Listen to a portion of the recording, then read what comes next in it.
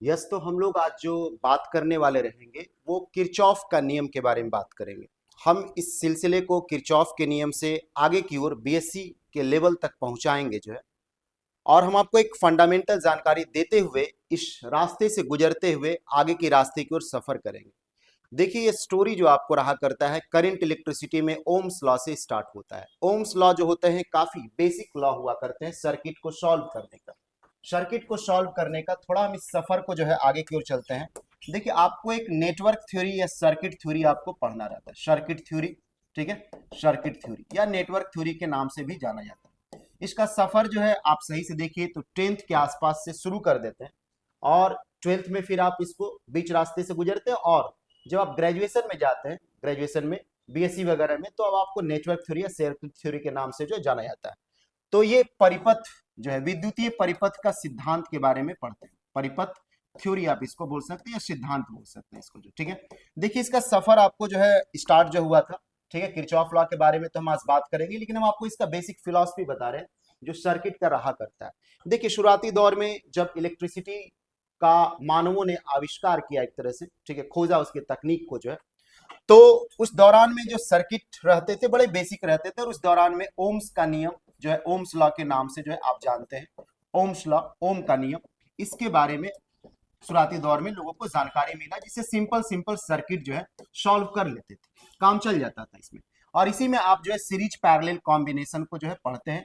Series and parallel combination, series and parallel combination रहता है, ठीक है, जिसको आप एक तरह से देखिए तो आप इसको श्रेणी और समानांतर जो है बोला करते हैं। श्रेणी और समानांतर, ठीक है, और समानांतर जो है संयोजन बोला करते हैं, समानांतर से।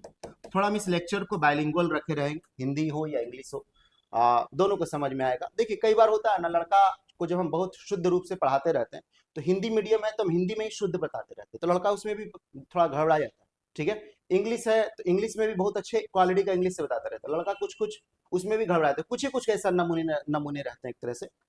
तो आखिर क्या किया जाए, मतलब आदमी जो है हिंदी में भी नहीं पढ़ेगा, इंग्लिश से बोलता है खिचड़ी परोस करिए जो एक तरह से, ठीक है। तो उस तरह से पढ़ाई नहीं होता, सब रोड छाप जो है पढ़ाई होते रहते हैं, ठीक है। तो बात है कि एक स्टैंडर्ड, हाँ, ये जरूर होता है कि दोनों का ख्याल रखा जा सकता है, लेकिन फालतू का इधर से उधर करके जो है आप कोनो मीडियम के नहीं एक तरह से जो, ठीक है, तो वो सब चीजें जो हटा दीजिए। एक स्टैंडर्ड पढ़ाई जो है एक स्टैंडर्ड लैंग्वेज में ही हुआ करता है, ठीक है। तो हम लोग अभी जो बात करने वाले हैं उसको बात आगे बढ़ाते हैं। हम सामंजस्य भले ही बनाएंगे दोनों का, लेकिन कोई ट्रांसलेशन का क्लास थोड़ी नहीं चल रहा है। श्रेणी और समानांतर जो है संयोजन रहता है। हमको हिंदी और इंग्लिश दोनों बहुत बेहतरीन ढंग से आता है, लेकिन बात है कि ट्रांसलेशन का क्लास थोड़ी नहीं चल रहा है कि हम एक बार हिंदी और एक बार इंग्लिश करेंगे, इसलिए कुछ मिक्स करके हम बात करेंगे, ये बात हो सकता है। तो ओम्स लॉ जो आपको रहा करता है, इसमें बहुत बेसिक रूप से सर्किट को हम लोग पढ़ते हैं सीरीज और पैरेलल के रूप में। बहुत सीरीज और पैरेलल का बेसिक सर्किट हम आपको ड्रॉ कर दे रहे हैं। इस तरह के सर्किटरी को हम लोग नॉर्मली पढ़ा करते हैं। जैसे मान लीजिए R1 है, ये मान लीजिए R2 है, ठीक है, और इधर आपको जो है इस तरह से सर्किट मान लीजिए इसको कर दिए। सबसे सिंपल आपको जो है सर्किट रहता है।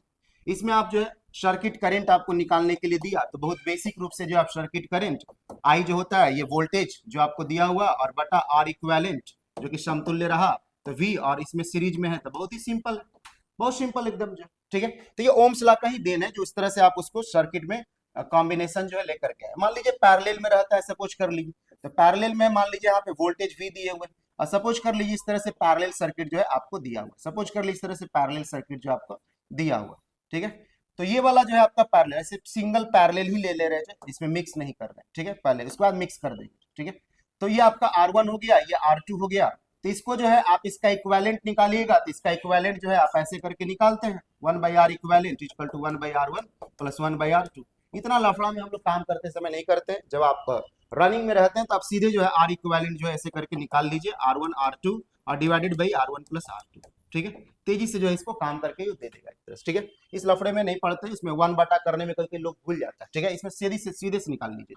तो हम लोग को यदि सर्किट करंट निकालने का जरूरत हुआ, तो सर्किट करंट हम लोग यहाँ से भी तेजी से निकाल लेते हैं, V बटा आर इक्विवेलेंट, ठीक है, और ये आर इक्विवेलेंट आप यहाँ से ला करके रख सकते हैं। अब क्या होता है ना कि आपको सीरीज में जो है करंट का समानता रहता है, करंट सेम रहता है, जो इसमें प्रवेश किया वही इसमें प्रतिरोध में प्रवेश करेगा, ठीक है। लेकिन वोल्टेज का डिवीजन होता है सीरीज में। क्या होता है ना, सीरीज में आपको जो थोड़ा सा हम इसको इधर करते हैं, सीरीज का लक्षण ये होता है कि करंट जो हुआ करेगा, आई जो हुआ करता है वो सेम रहता है, ठीक है, आई सेम रहेगा, लेकिन वोल्टेज का जो है डिवीजन होगा, वोल्टेज का बंटवारा होगा, वोल्टेज का बंटवारा होगा।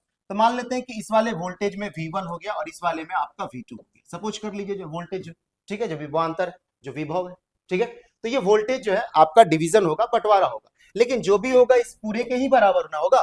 तो आपको वोल्टेज का बंटवारा यदि हुआ तो V1 जो आप लिखते हैं आप ओम्स लॉ का लगा करके R1 divided by R1 plus R2, और जो टोटल वोल्टेज है उसको आप लिख सकते हैं। V2 निकालना होगा तो आप एकदम खटाखट कलम चलना चाहिए, सर्किट में जोड़ घटाव की तरह चलना चाहिए, ओम्स लॉ, कोई बड़ा बात नहीं है, ठीक है।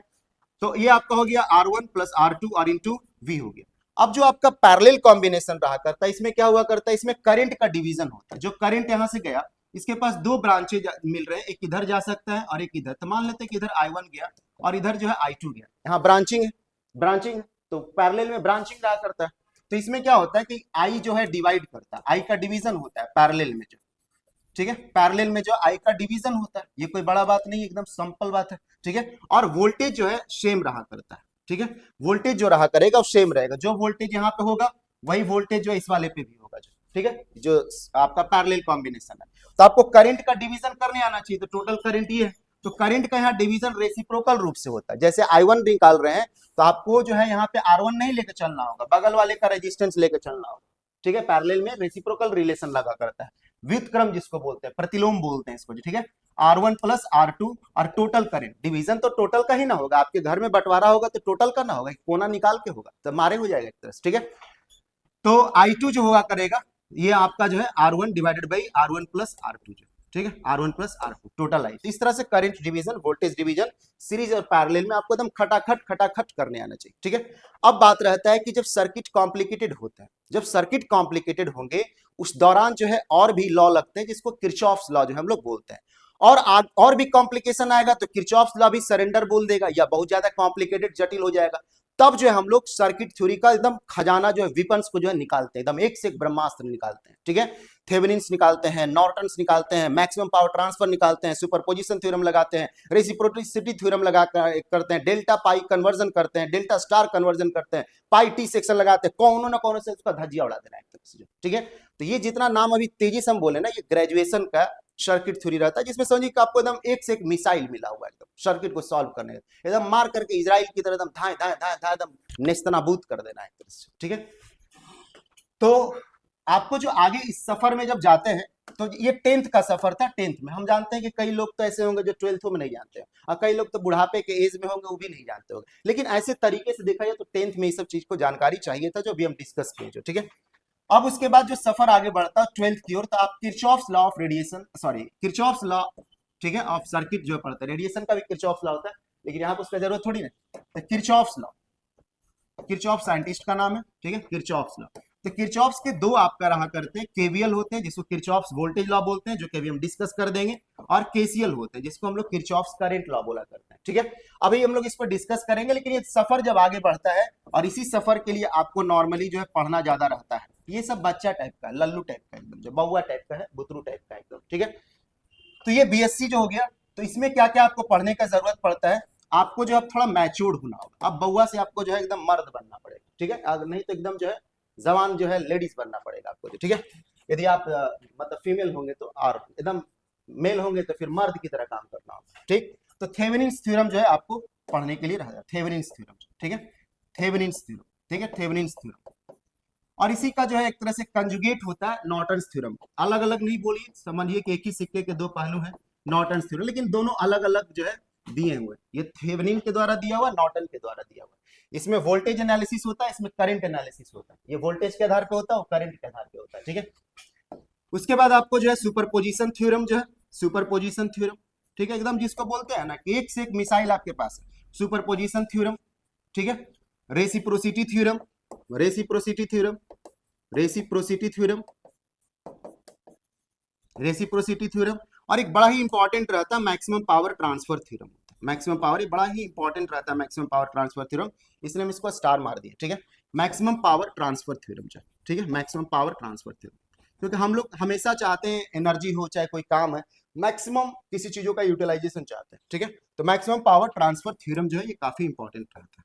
फिर और भी सर्किट को सिंप्लीफाई करने का आपके पास टेक्निक रहते हैं, जैसे आपका जो है स्टार और डेल्टा कनेक्शन होते हैं, स्टार और delta connection, star delta connection, ये भी सर्किट को सिंप्लीफाई करने के लिए होता है। पाई और टी सेक्शन को आपको जो है चेंज करने आना चाहिए प्रायोरिटी सेक्शन जो, ठीक है। इसमें नॉर्मली फिल्टर वगैरह सर्किट में ये ज्यादा रहता है, ठीक है। तो कहने का मतलब ये सफर आपका आगे बढ़ता है और ज्यादा जटिल होने का रहा करता है। इसी को आप इंजीनियरिंग वगैरह प्रोग्राम वगैरह तक करता है। आपको प्रोग्रामिंग आना चाहिए, मशीन जो है कर लेगा। अभी देखते हैं एआई जो है कितना तेजी से कर लेता है। तो जब एआई नहीं था तो प्रोग्रामिंग करने का जरूरत था, और बहुत पुराना प्रोग्राम फॉरट्रान जो रहता था, फार्मूला ट्रांसलेशन, वो एक साइंटिफिक लैंग्वेज रहता है। फिर बाद में मैटलैब वगैरह, साइलैब वगैरह जो आए और इस पर प्रोग्रामिंग नॉर्मली करते हैं। जो इंजीनियरिंग के होंगे मालूम होगा पीएसपाइस या आप साइलैब या मैटलैब का भी जो है प्रयोग किए होंगे। लेकिन अब तो एआई है, बहुत सारी चीज को कर देता है एक तरह से। एआई को नॉर्मली बोलिएगा तो वो आपसे जैसे नॉर्मल टीचर बात करता है वैसे बात कर लेगा, ठीक है। तो हम लोग का जो अभी सफर था, ग्रेजुएशन वाले भी पे नहीं जाएंगे, आगे आएंगे जो है एप्लीकेशन पे, हालांकि जो है इधर ही जाते हुए चले जाएंगे जो, लेकिन यूट्यूब पे जो है हम प्राय जो आएंगे तो थोड़े समय पे आएंगे। एक ही बार देंगे तो यूट्यूब एक गली कुची टाइप का प्लेटफॉर्म रहता है, गली कुची टाइप का, कुछ भी दे देंगे, कोई भी कुछ करके चल जाएगा जो, ठीक है। तो एक क्लासरूम का स्ट्रक्चर जो आपको एप्लीकेशन पे ही मिलता है। क्लासरूम का जो तरीके होते हैं, मेरे बोलने का तरीके, बात करने के तरीके, चीजों को प्रेजेंट करने के तरीके, सिलेबस का सिस्टमैटिक वे जो है, ये सब एप्लीकेशन पे ही हो सकता है। यूट्यूब जो है गली कुचे चौराहे का जो एक तरह से समझिए नुक्कड़ टाइप का जो है वो मतलब रहता है, उसमें लेक्चर देना जो, ठीक है, भाषण देना या लेक्चर देना या प्रवचन देना, एक तरह से इसे मान सकते हैं। तो यूट्यूब में जो है सीरियस लोग जो है कुछ रहते हैं, बाकी एप्लीकेशन में सब सीरियस होते हैं, लेकिन यूट्यूब पे जो है लोग जैसे तैसे क्लास करते हैं। इसलिए हम भी जो है पूरा मूड में यूट्यूब में जो है करवा देते हैं, ठीक है। पढ़ाई अच्छा से करते हैं, रेलाई भी अच्छा से कर देते हैं एक तरह से, ठीक है। बाकी जो है एप्लीकेशन पे ऐसा नहीं होता, एप्लीकेशन पे सिर्फ और सिर्फ पढ़ाई होता है, उसका वजह है कि लोग पढ़ने ही आए ना, ठीक है। तो हम लोग जो एक एक करके जो है बात को आगे की ओर बढ़ाते हैं। किरचॉफ्स पे हम लोग फोकस होने वाले हैं, ठीक है, किरचॉफ्स, ठीक है। तो किरचॉफ्स के जो है दो फॉर्म में आते हैं। एक आपका केवीएल रहता है जिसको किरचॉफ्स वोल्टेज लॉ बोलते हैं, किरचॉफ्स वोल्टेज लॉ बोलते हैं, ठीक है, किरचॉफ्स वोल्टेज लॉ, ठीक है, वोल्टेज लॉ शॉर्ट में इसको बोलते हैं, ठीक है। और दूसरा जो आपको रहता है केसीएल रहता है, किरचॉफ्स करंट लॉ रहता है। ये बड़ा fundamental law, fundamental in the sense की जो है कि जब ओम्स लॉ से प्रॉब्लम क्रिएट हो रहा है तो किरचॉफ्स लॉ लगा करके उस प्रॉब्लम को एकदम आराम से हटा सकते हैं, बहुत तेजी से सॉल्व कर सकते हैं। बेशक जो है फंडामेंटल है लेकिन बहुत पावरफुल है। लेकिन कई बार किरचॉफ्स का भी लॉ जो है ना फंस जाएगा जो है, या जटिल बना देगा सवाल को, तो फिर आगे का ब्रह्मास्त्र हम लोग चलाने के लिए जानते हैं तो चला लेंगे जो, ठीक है। तो किरचॉफ्स करंट लॉ जो, Kirchhoff's current law, Kirchhoff's current law, ठीक है। तो हम लोग इसके बारे में बात करेंगे। सबसे पहले तो बेसिक रूप से आपको ये पता रहना चाहिए कि ये जो है किरचॉफ्स वोल्टेज लॉ, ये एनर्जी कंजर्वेशन पर आधारित रहता है, एनर्जी कंजर्वेशन। अब कोई लोग सोचेगा कि एक बात बताइए सर, पढ़ाने का तो आप पढ़ा दिए, हम भी किताब में देखे थे, लेकिन मन कभी मानता नहीं था कि आखिर ये वोल्टेज पे जब बात कर रहा था तो एनर्जी कंजर्व कहां से हो गया। तो आपके मन में सवाल उठते हैं, एज ए साइंटिफिक टेम्परामेंट आपके अंदर सवाल उठते हैं, और सवालों का उठना ही जो है वैज्ञानिक विचार जो है एक तरह से कह सकते हैं कि आपके अंदर पनप रहा है। जो सवाल नहीं उठते इसका मतलब मर चुके हैं आप एक तरह से, ठीक है। आप मर चुके हैं, आप रिकॉर्डिंग है आपका, रिकॉर्ड है आपका, ठीक है। ब्रेन सिर्फ रिकॉर्डिंग की तरह काम कर रहा है, आपके अंदर सृजनात्मकता, क्रिएटिविटी खत्म हो चुका है, साइंटिफिक टेम्परामेंट खत्म हो चुका है, ठीक है। आप एक चलता फिरता जो है रोबोट है, लाश है एक तरह से, ठीक है। तो यदि आपके दिमाग में कौतूहल मचता है तो ये बहुत अच्छी बात, ठीक है। तो बता दे रहे हैं हम आपको कि एनर्जी कंजर्वेशन को इसलिए फॉलो करता है क्योंकि देखिए ये वोल्टेज के बारे में बात करता है, और sum of all the voltage, ठीक है, around a close loop is equal to 0 बोल रहा है। तो यदि चार्ज से गुना कर दीजिएगा ना तो चार्ज और गुना वोल्टेज क्या हो जाता है, एनर्जी हो जाता है। तो एनर्जी कंजर्वेशन को तो फॉलो कर ही ला रहा है एक तरह से, ठीक है, क्योंकि आप sum of the voltage is equal to 0 बोल रहे हैं, 4 से मल्टीप्लाई कर दीजिएगा तो एनर्जी बन जाएगा। तो सभी एनर्जी का सम 0 होगा, मतलब आया हुआ एनर्जी और गया हुआ एनर्जी हमेशा बराबर रहेगा, तो रहना ही चाहिए, क्योंकि एनर्जी का कभी वायलेशन जो प्रकृति में देखा ही नहीं गया है। एनर्जी का वायलेशन कभी भी प्रकृति में नहीं होता। जो एनर्जी है वो अलग फॉर्म में जा सकता है, sum of all the energies, ठीक है, जो इनकमिंग है और आउटगोइंग है, ठीक है, इनकमिंग और आउटगोइंग जो वो बराबर रहना ही रहना चाहिए, ठीक है।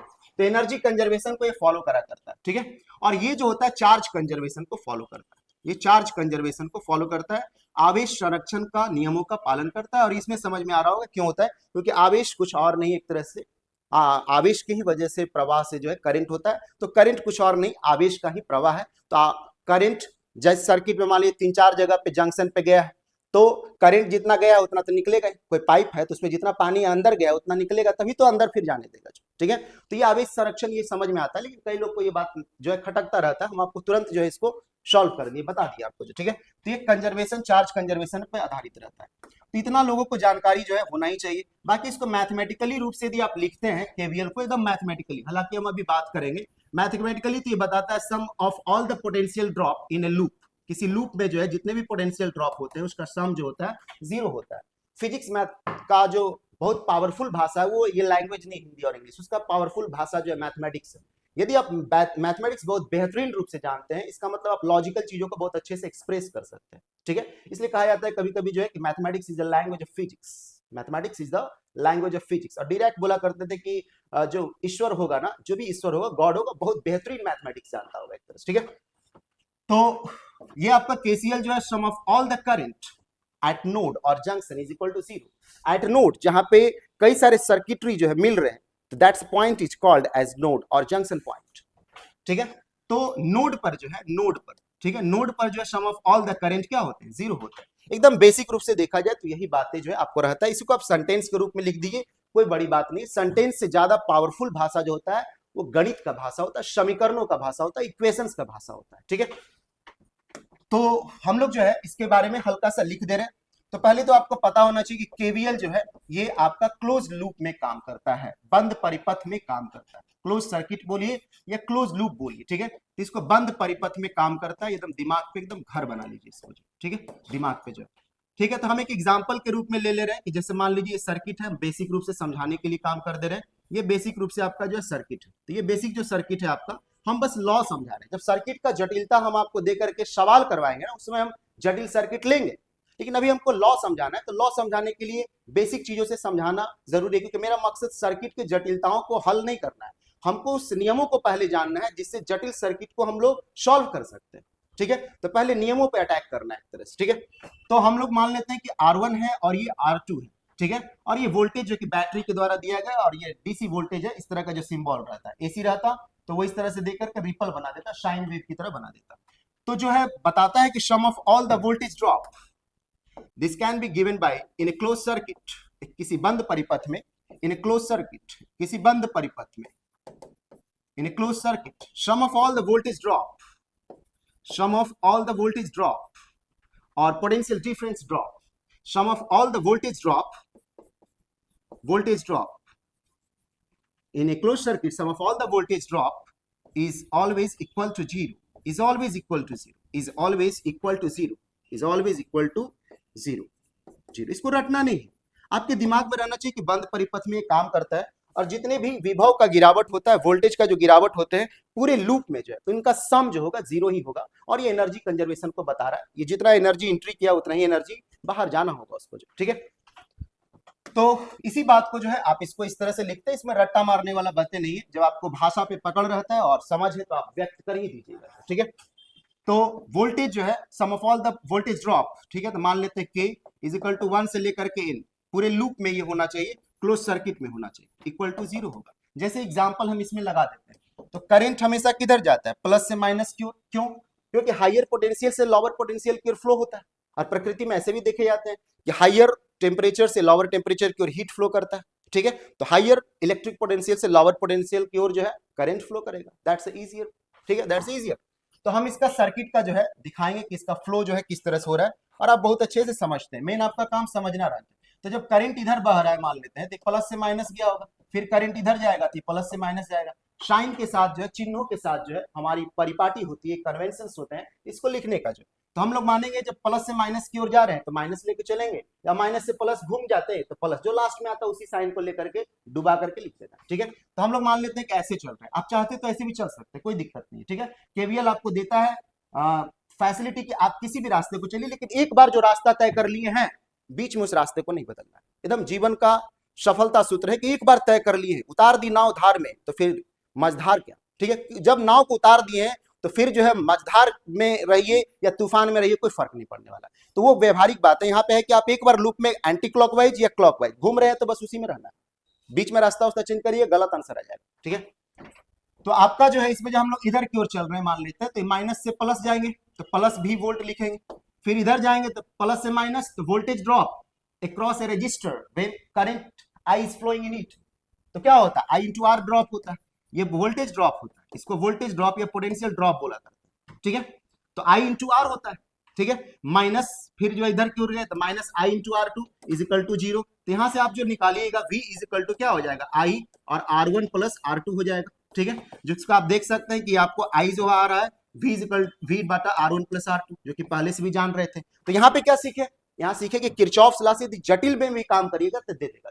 जहां सीरीज पैरेलल पहचानने में दिक्कत है ना, वहां पे किरचॉफ लॉ आपको बचा लेगा। आप किसी लूप में घूमिए उसको जो, ठीक है। जैसे इस तरह का जटिल सर्किट में आप जो है काम कर सकते हैं। एग्जांपल, कभी हम जटिल सर्किट को लेकर चलेंगे सॉल्व करने की दृष्टि से, तो हम आपको बताएंगे। जैसे मान लीजिए इस तरह का सर्किट दे दिया आपको, ठीक है, इस तरह का सर्किट दे दिया, इस तरह का जो सर्किट दे दिया मान लीजिए, ठीक है, इस तरह का सर्किट दे दिया। अब जो है यहाँ पे भी बीच में जो है सर्किट दे दिया और बैलेंस कंडीशन नहीं दिया हुआ, ये 2 ओम दिया हुआ है, ये 7 ओम दिया हुआ, बैलेंस नहीं दिया हुआ, ये 5 ओम दे दिया हुआ और ये 9 ओम दे दिया। तो ये बैलेंस नहीं है, बैलेंस रहेगा तो बहुत आसानी से बनता है, और बैलेंस नहीं तो समझ लीजिए आपका बुखार छोड़ा देगा ये जो, ठीक है।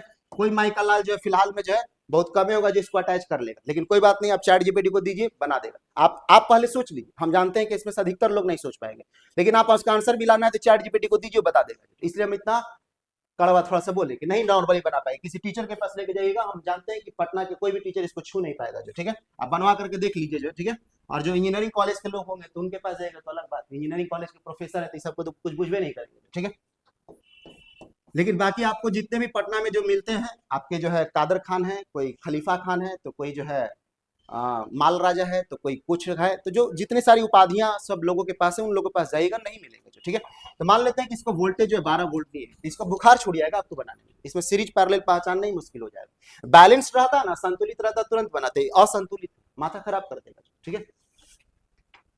तो इसमें आप किरचॉफ लॉ लगा करके काम कर सकते हैं, लेकिन नॉर्मल रूप से किरचॉफ लॉ नहीं लगेगा, आपको ढंग से किरचॉफ लॉ लगाना होगा, ठीक है। चलिए, हम आपके लिए दे दिए चुनौती जो है, यदि आपको लगता है कि नहीं चुनौती स्वीकार है तो कर लीजिए जो, बिना चैट जीपीटी का इस्तेमाल करके जो है बना के दिखा लीजिए जो। नेक्स्ट जो है आपको क्वेश्चन नहीं, हम लोग नेक्स्ट जो बात करने वाले थे, हम लोग केसीएल के बारे में बात करते हैं, केसीएल के बारे में, ठीक है, केसीएल के बारे में, ठीक है, केसीएल के बारे में। चलिए थोड़ा दूसरा पेज ले ले रहे हैं, केसीएल के बारे में बात करते हैं, ठीक है। Kirchhoff's current law, Kirchhoff's current law, ठीक है, किरचॉफ्स करंट लॉ, किरचॉफ्स। चलिए इसको मन थोड़ा सा अच्छा से लिखने का नहीं है, इसलिए इन्होंने लिख लिया, इसको हम लेकिन लिखेंगे अच्छे से। Kirchhoff's current law. Kirchhoff's current law. What this law tells, it is shortly represented as KCL. What this law tells? This law tells that at junction is what? Where two or more electrical circuit has branching, or where two or more electrical circuit join together.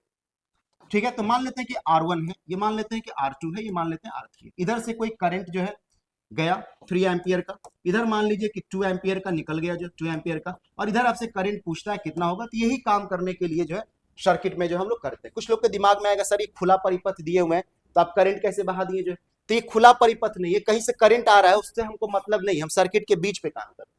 मान लीजिए दिल का operation होता है, suppose कर लीजिए, तो doctor देखते हैं पूरा शरीर ढक देता है, सिर्फ यही पोर्शन को खोल के रखता है, क्योंकि जिस पे काम करना है ना बस उसी पे काम करना है, बाकी चीजें जो भी है बाद में आएगा, पहले जिस पे काम करना है उस पे काम करना है, ठीक है।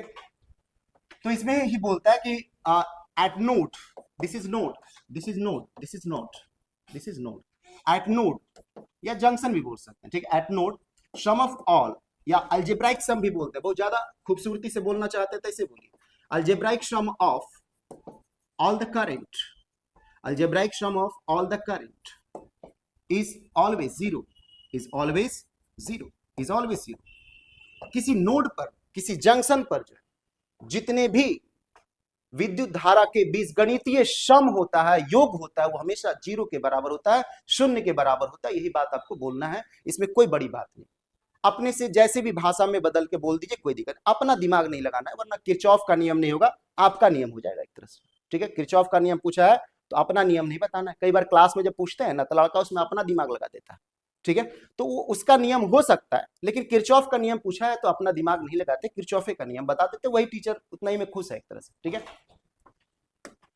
तो इसको हम लोग मैथमेटिकली कैसे दिखाते हैं, इसको मैथमेटिकली इस तरह से दिखाएंगे, sum of all the current, algebraic sum, this is sigma, this is sigma, that represents mathematically algebraic sum, algebraic some.